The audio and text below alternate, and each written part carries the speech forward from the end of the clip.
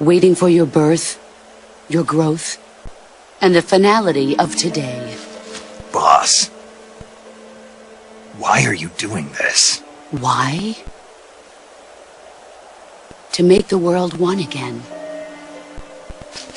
The world used to be whole. But with the end of the Second World War, the philosophers began to fight amongst themselves, and the world was torn apart. The Cobras, my comrades who trained and fought alongside me, were torn apart as well. The foibles of politics and the march of time can turn friends into enemies just as easily as the wind changes. Ridiculous, isn't it? Yesterday's ally becomes today's opposition. And this Cold War? Think back. When I was leading the Cobras, America and Russia were fighting together.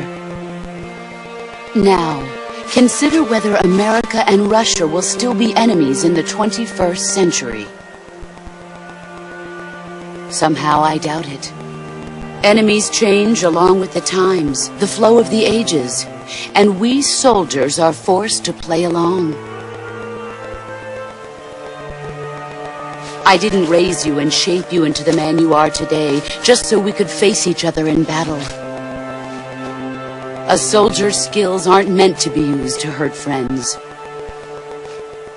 So then what is an enemy? Is there such a thing as an absolute timeless enemy? There is no such thing, and never has been. And the reason is that our enemies are human beings like us. They can only be our enemies in relative terms. The world must be made whole again. The philosophers must be reunited.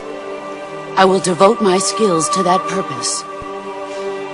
And with the Colonel's money, I will achieve that end. Just as I once created the Cobras. They are my family. I may no longer be able to bear children, but I still have a family. It was November 1st, 1951. I was in the Nevada desert participating in atomic testing. The name Nevada is derived from Spanish, covered in snow, white as snow. And snow is exactly what I saw in that Nevada desert. It froze my blood white. Snake, you were an atomic test subject, weren't you? On Bikini Atoll. That's part of the reason I was drawn to you. You and I are alike. We're both slowly being eaten away by the karma of others. We'll never have the chance to die peacefully of old age. We have no tomorrow. But we can still have hope for the future. In 1960, I saw a vision of the ideal future from space. 3 years earlier, the Soviet Union had succeeded in launching Sputnik, the first man-made satellite in history, into orbit. This came as a huge shock to the United States. In response, America threw everything it had into its own manned spaceflight project, the Mercury program. Even as the Soviets seemed poised to send their first man into space, America was still experimenting with chimpanzees and rockets. The government wanted human data. So they secretly decided to send a human being into space. I was the one they chose. At the time, they didn't have the technology to block out cosmic rays, and whoever they sent up would inevitably be exposed to heavy radiation. That's why they chose me. After all, I'd already been irradiated once. Of course, you won't find any of this in the history books. I could see the planet as it appeared from space. That's when it finally hit me. Space exploration is nothing but another game in the power struggle between the US and the USSR. Politics, economics, the arms race, they're all just arenas for meaningless competition. I'm sure you can see that, but the Earth itself has no boundaries. No East, no West, no Cold War. And the irony of it is, the United States and the Soviet Union are spending billions on their space programs and the missile race, only to arrive at the same conclusion. In the 21st century, everyone will be able to see that we are all just inhabitants of a little celestial body called Earth.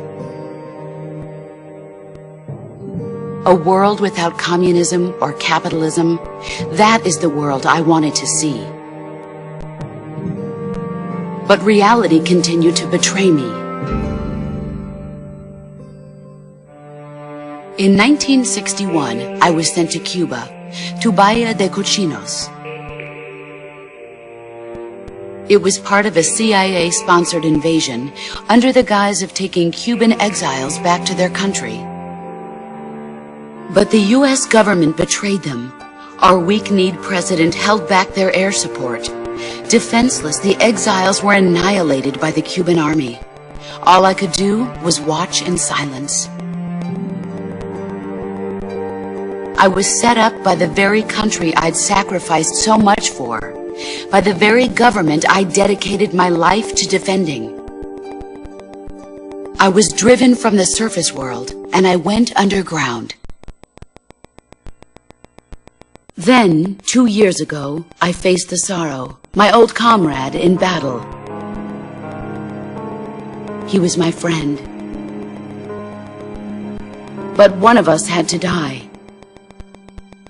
I was left with no choice. The Sorrow gave his life for me. There is no enmity between us. One must live, and one must die. That was the mission.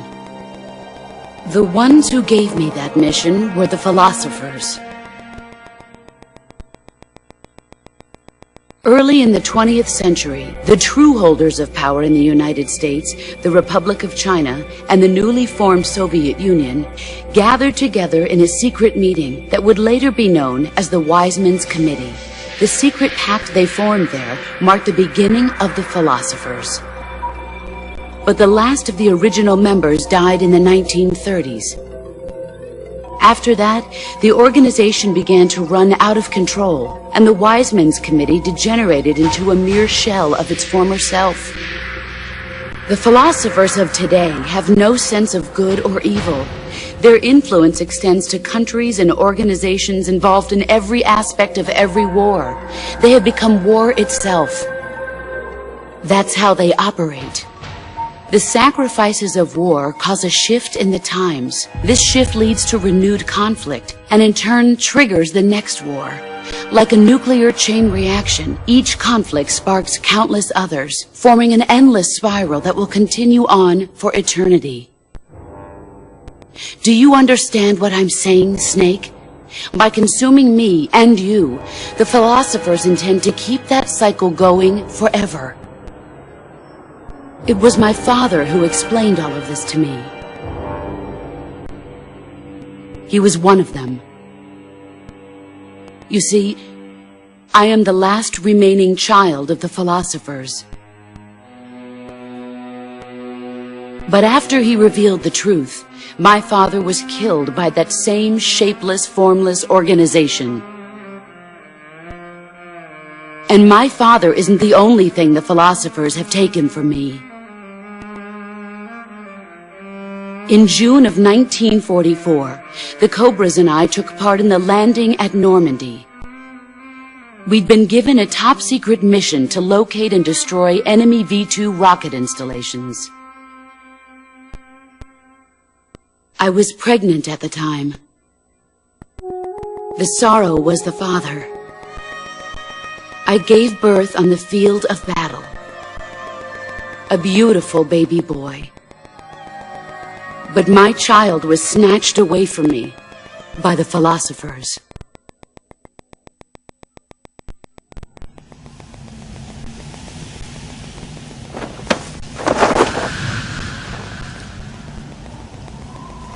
Look at this scar.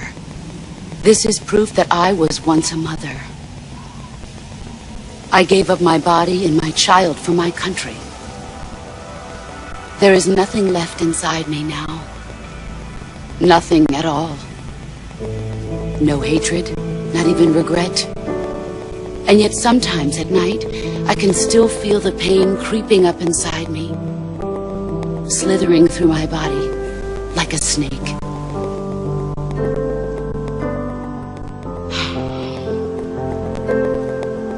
I've never talked this much about myself before. Thanks. Thanks for listening to me.